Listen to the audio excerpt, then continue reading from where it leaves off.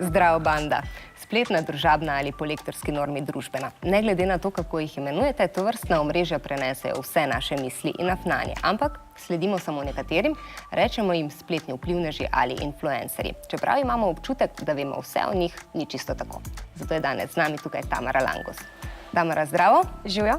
Mnenjski voditelji niso čisto nič novega, pa tudi neki oglaševalci določenega življenjskega stila. Kdaj jih poznamo?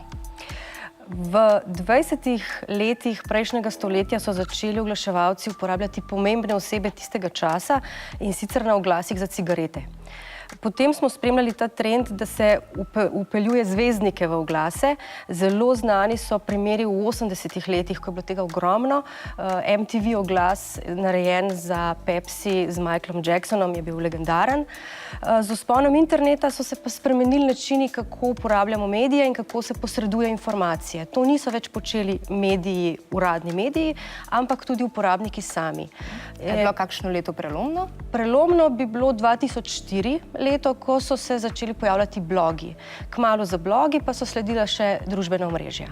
In če so včasih recimo novinarji rumenih medijev vohljali za zvezdniki in iskali podatke o njih, vse za blagor naroda, ki je to bral, je danes obratno. Anonimnež ponudi informacije o sebi družbenemu omrežju, ta pa naprej do uporabnika, ampak kaj dejansko dobi oseba za to, da se odpove svoji zasebnosti, da da vse na plan? Mislim, da ne dobi nič več kot morda nekaj slave, predvsem pa veliko potrditev, všečkov in neko tako zadovoljstvo, da ga ljudje gledajo. Torej malo egocentrično. Precej. Ampak a se da biti uspešen na spletu tudi brez tega, da se odpoveš svoje zasebnosti? Ker tudi tradicionalni mediji zelo stremimo k tem človeškim zgodbam, konec koncev. Prepričana sem, da se da. Marsikdo je to tudi že dokazal. Če si dober na nekem področju, če si strokovnjak na nekem področju, lahko objavljaš to vsebino, ne da bi razkrival svojo zasebnost. Tamara, med poslajanjem po Instagramu sem ugotovila dvoje. Prvič, vzame veliko časa, sploh če bo Instagram res sankcioniral programe, ki delajo namesto tebe, čeprav po drugi strani pa samo oglašuje tudi, da lahko oglašuješ te profile svoje in s tem, ko je dobiček. Druga stvar pa je, da so se mi malo skisali možgani in sem dejansko začela pol kar spremljati, kako letijo lajki oziroma všečki, pa pol, če jih ni bilo 100 dosti hiter, mi je bilo kar, ni mi bilo fajn, no. A sem edina? Ne, to sploh ni naključje, kar se ti je dogajalo. Namreč lanskoletna raziskava, britanska raziskava je pokazala, da je Instagram najslabše družbeno omrežje za mentalno zdravje mladih.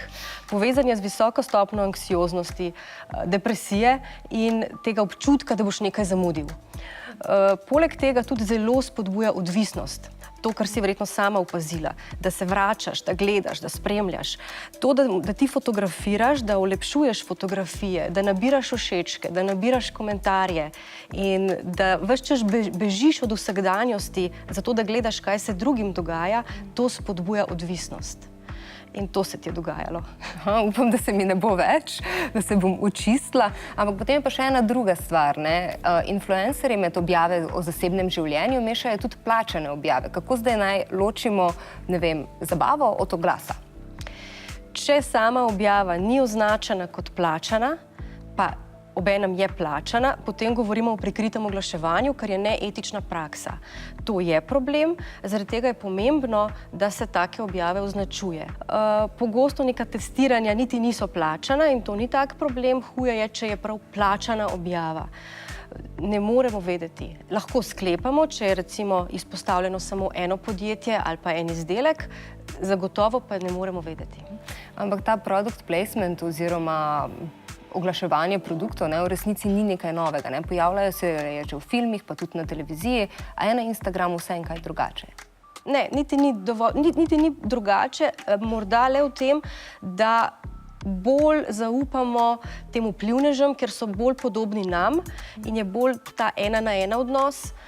Veliko zaupanja je tukaj vnotri in nič pomisleka, da pa gre morda za oglas. Najlepša hvala. Hvala.